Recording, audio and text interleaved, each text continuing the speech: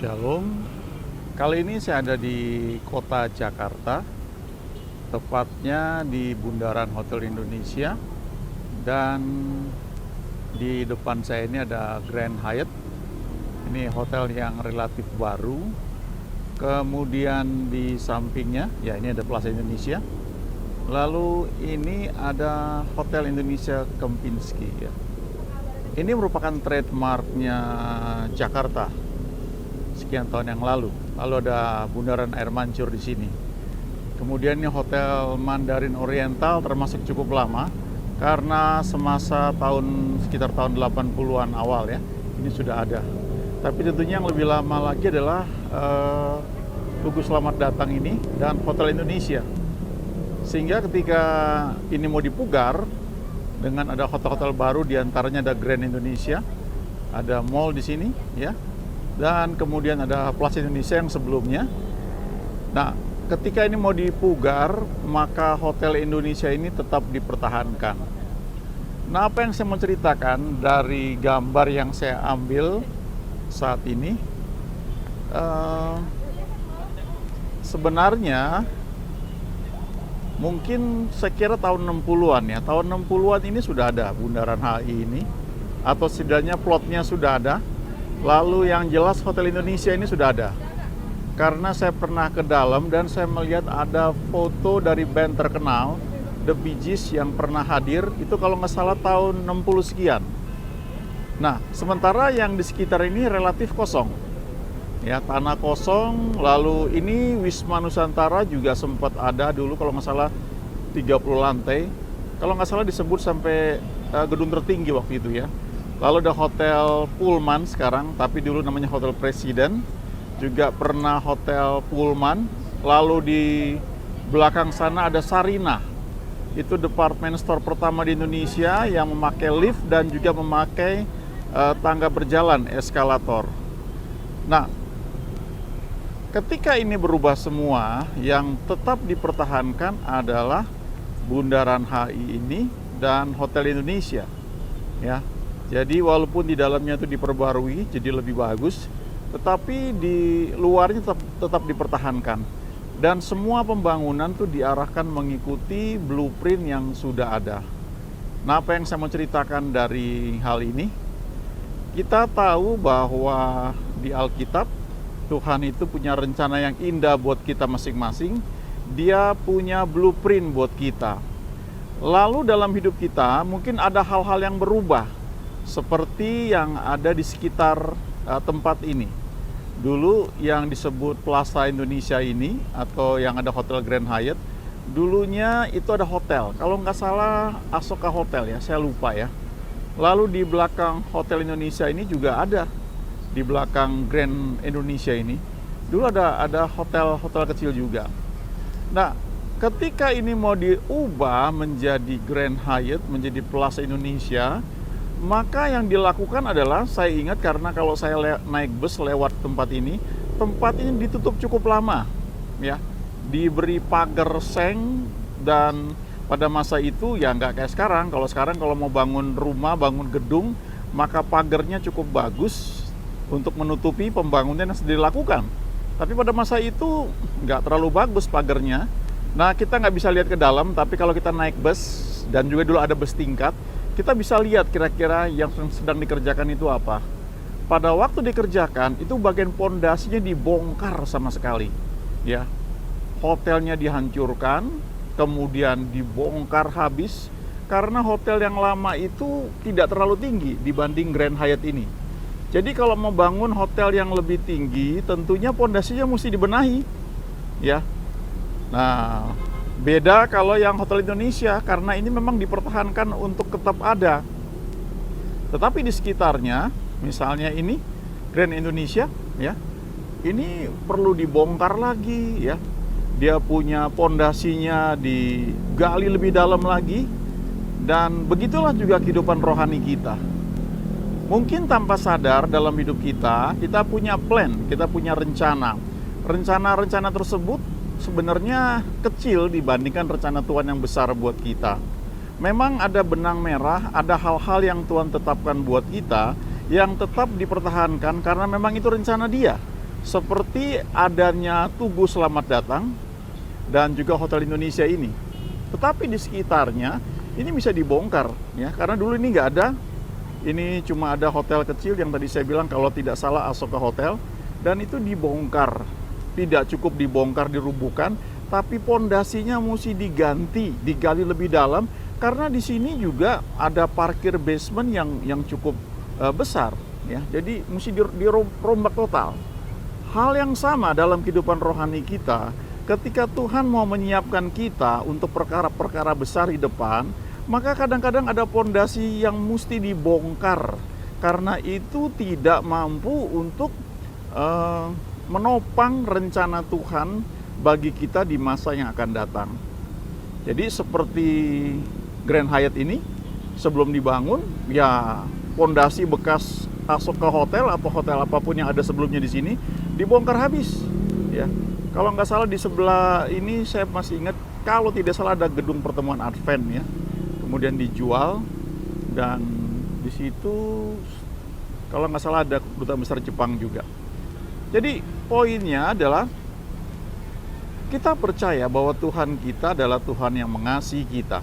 Dia punya rencana yang indah buat kita masing-masing, dan kita bisa percaya itu karena tertulis di Yeremia 29 ayat 11. Dikatakan di situ bahwa sebab aku ini mengetahui rancangan-rancangan apa yang ada padaku mengenai kamu, yaitu rancangan damai sejahtera dan bukan rancangan kecelakaan, untuk memberikan kepadamu hari depan yang penuh harapan.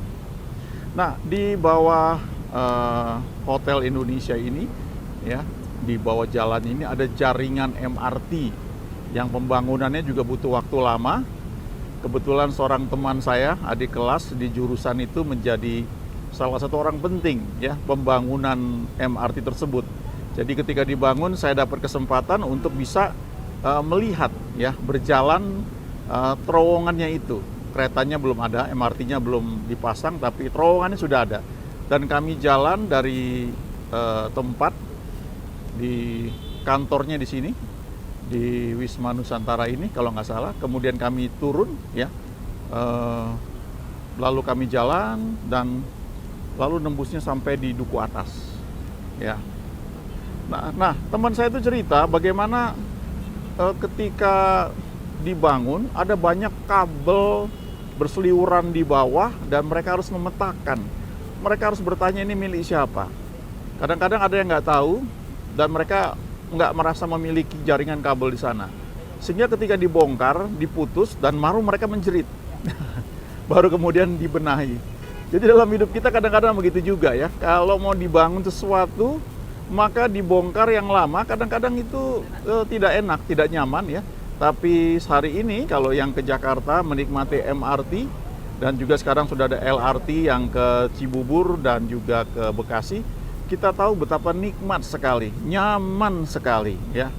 Tapi untuk dibangun hal seperti itu tidak hanya butuh waktu, tapi butuh komitmen, butuh satu planning, butuh kerja keras, butuh konsistensi. Dan kita bersyukur karena Indonesia juga dipimpin oleh seorang presiden yang memang luar biasa, sehingga pembangunan tidak hanya di Jakarta tentunya, tapi boleh dikatakan di seluruh Indonesia itu boleh berjalan dengan baik. Tapi khususnya di Jakarta, yang kita bisa rasakan salah satunya adalah MRT. Selain LRT yang ke Bekasi dan ke Cibubur. Khusus untuk MRT ini bukan hal yang mudah karena membangunnya diperlukan jalur bawah tanah ya, yang tadi saya katakan. Kemudian nanti dia naik ke atas di daerah Senayan. Setelah Senayan dia akan naik di atas sampai nanti ke Lebak Bulus. Nah, untuk itu hal-hal yang di dalam itu dibongkar ya, dalam tanah. Tidak mudah, tapi sekarang hasilnya kita nikmati. Jakarta ini menjadi tempat yang enak sekarang kalau dilihat pada waktu malam. Sekian tahun yang lalu, karena saya besar di Jakarta, ya saya TK, SD, SMP, SMA saya di Jakarta. Saya merasakan masa-masa yang dulu kalau naik bus mesti gelayutan ya, dan boro-boro pakai AC. Sehingga ketika pertama kali ada rencana bus pakai AC itu buat saya suatu hal yang terlalu jauh. Tapi hari ini kita melihat Transjakarta busnya sangat luks, tidak kalah dengan bus-bus di negara-negara di Eropa yang sudah modern. Nah, kemudian juga saya lihat dulu amburadul ya, banyak. Saya mengalami zamannya becak di sini, tapi sekarang ini sudah sangat rapi. Dan biasanya kalau orang Jakarta itu kalau liburan ya keluar kota, memang itu tempat yang nikmat sekali ya buat menenangkan, ada yang bilang healing lah ya, melihat suasana pegunungan. Tetapi sekarang kalau saya lihat ya, karena saya tinggal juga di luar kota Jakarta, tapi kalau sore malam saya datang ke Jakarta itu nyaman juga melihat tempat seperti ini. Ada banyak tempat makan yang nyaman dan fasilitas transportasi yang cukup baik ya, dibanding dulu tentunya. Nah, untuk mencapai itu tentunya butuh ada plan ke depan ya, ada blueprintnya, kemudian ada perencanaan dibuat dan butuh komitmen, kerja keras, dan ya butuh kerjasama tim ya. Tentu butuh pemimpin yang kuat juga untuk bisa mengatur itu semua. Sehingga kalau sekarang ini ada, ya kita bersyukur. Nah, tempat ini sendiri menjadi tempat di mana orang banyak mengambil foto ya. Jadi spot foto di sini. Ini halte Transjakarta yang di depan Hotel Pullman dan di depan Grand Hyatt ya.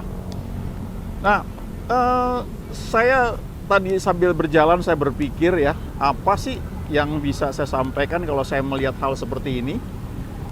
Saya kebetulan tadi sambil mendengar satu khotbah dari Derek Prince, ya, seorang hamba Tuhan yang dipakai interdenominasi, dia sudah bersama Tuhan sekarang. Dia khotbah satu topik yang bagus sekali, yang sangat memberkati. Judulnya, Jika Anda Menginginkan Yang Terbaik dari Tuhan. If you want God's best. Ada 8 poin yang disampaikan, ya. Yang pertama, kalau Anda memang ingin yang terbaik dari Tuhan, pastikan bahwa Anda memang mau itu, ya. Jangan kurang dari itu. Jangan cukup puas dengan sekedarnya. Kalau misalnya kita melayani Tuhan, tentu ada yang Tuhan rencanakan buat kita. Ada yang buat kita mungkin cukup segini aja lah. Tapi kalau kita terus semakin bergaul dengan Dia, ada hal-hal baru yang mungkin Dia bukakan bagi kita yang kita nggak pernah pikirkan. Tapi kalau kita memang ingin yang terbaik dari Tuhan, pastikan bahwa memang kita mau hal itu. Kira-kira begitu ya dia sampaikan. Ada 8 poin. Tapi yang saya mau sampaikan adalah poin ke-8 ya. Karena dia bilang, kalau kita ingin yang terbaik dari Tuhan, setelah ada 7 hal dia sampaikan, maka yang ke-8 adalah izinkan Tuhan yang memilihkannya buat kita. Ya. Saya ingat Mazmur pasal 16 ya, ayat 5, 6 dan 7 dari Daud. Dia mengatakan bahwa ya Tuhan, Engkaulah bagian warisanku dan pialaku. Engkau sendirilah yang meneguhkan bagian yang diundikan kepadaku. Lalu dia bilang, tali pengukur jatuh bagiku di tempat-tempat yang permai. Ya, milik pusakaku menyenangkan hatiku. Lalu dia bilang, aku memuji Tuhan yang telah memberi nasihat kepadaku. Ya, pada waktu malam hati nuraniku mengajari aku. Di situ Daud mengajarkan untuk bagaimana kita belajar mengizinkan Tuhan yang memilihkan buat kita. Ya, dia berkata, Engkau sendirilah yang meneguhkan bagian yang diundikan kepadaku.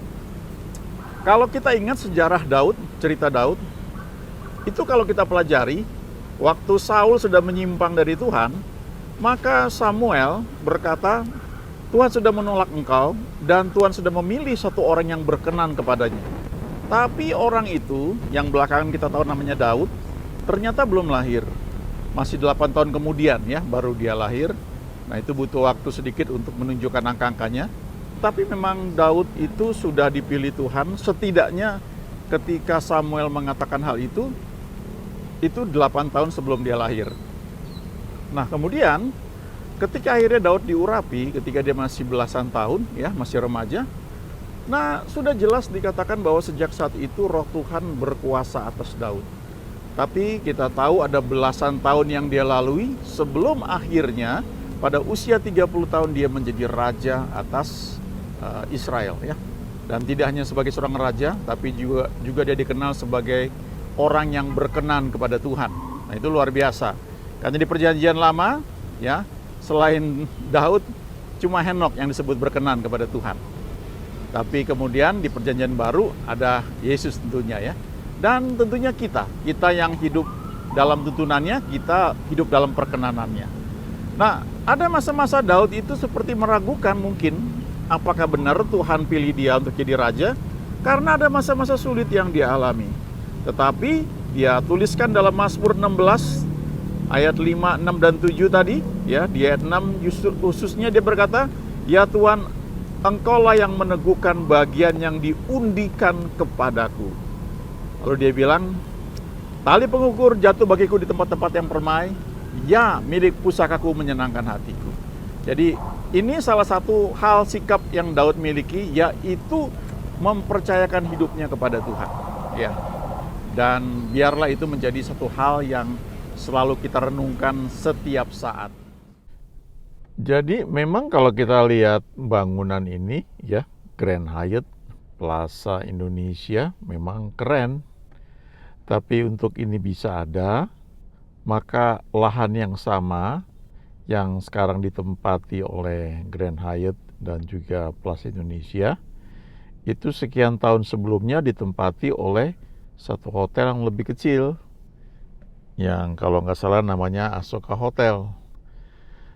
Nah, untuk membangun Grand Hyatt ini ya tidak hanya Asoka Hotelnya itu dibeli, ya, oleh orang yang punya mimpi lebih besar, kemudian dirobohkan bangunannya, lalu pondasinya, terutama pondasinya itu digali ulang, dibuat lebih luas, ya, karena di situ kan ada basement juga, baru kemudian dibangun.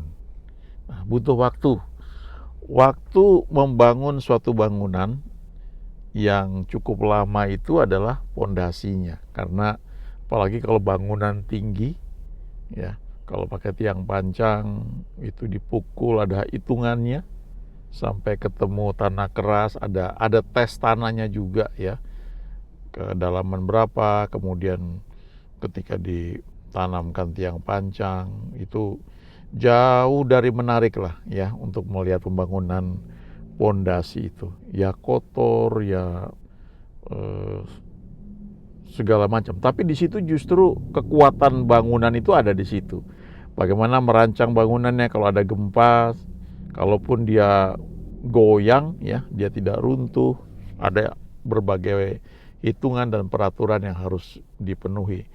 Lalu setelah jadi bangunan sipilnya, maka selanjutnya arsiteknya bisa menuangkan semua ide yang sudah ada dalam pikiran dia, sehingga bangunan itu terlihat bagus, ya. Kemudian ada bagian interiornya juga, sehingga enak sekali kita lihat, kita nyaman sekali. Tapi di balik itu semua ada bangunan sipil, ada hitungan-hitungan yang dibuat, dan ada pondasi yang tidak hanya dihitung dengan baik, tapi pengerjaannya itu butuh waktu, ya. Nah, untuk bisa seperti ini ya memang pilihan, ya. Orang yang punya visi besar itu ketika dia lihat ini tanah strategis, kalau cuma tetap Asoka Hotel, ya mungkin nggak banyak ini, ya, berarti, ya. Sudah ada sih masukan, tapi kalau mau dibuat jadi bangunan yang gede seperti ini, modern, lalu tidak hanya orang nginap di situ, tapi di bawahnya ada mall dan ada segala macam yang menarik yang bisa dibuat, ya. Nah, itu butuh keputusan, ya. Memang hidup itu semuanya adalah soal keputusan, ya. Life is all about choices, ya. Kita ada sampai saat ini tuh karena pilihan-pilihan yang kita buat. Demikian juga Daud ketika menghadapi banyak hal, bukan hal yang mudah sebenarnya, tapi dia memilih untuk mengikut Tuhan. Dan dalam banyak hal dia membiarkan Tuhan yang memilih buat dia. Ketika dia nggak tahu harus pilih apa, dia suka bilang, biarlah aku jatuh ke tangan Tuhan, ya. Biarlah dia yang pilihlah, jangan akulah, ya. Dan seperti yang tadi kita baca di Mazmur 16, dia bisa katakan bahwa tali pengukur jatuh bagiku di tempat-tempat yang permai, milik pusaka yang Tuhan berikan bagiku tuh menyenangkan hatiku. Cocok, pas, sesuai dengan seleraku. Mari belajar untuk mempercayakan setiap pilihan-pilihan yang ada itu biar Tuhan yang menolong kita memilih sehingga kita bisa mendapatkan the best yang dari Tuhan. Amin.